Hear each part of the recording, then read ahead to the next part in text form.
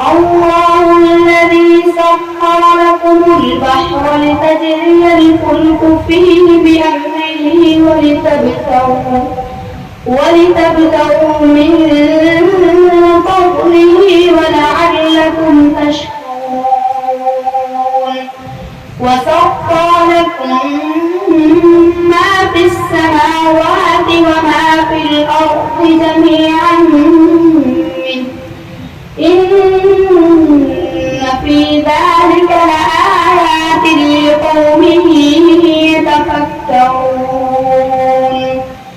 قل للذين آمنوا يغفروا للذين لا يرجون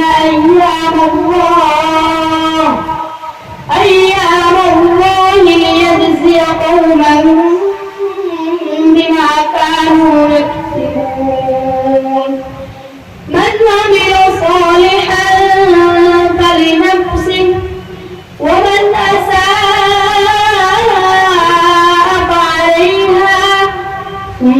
ثم إلى ربكم ترجعون ولقد آتينا بني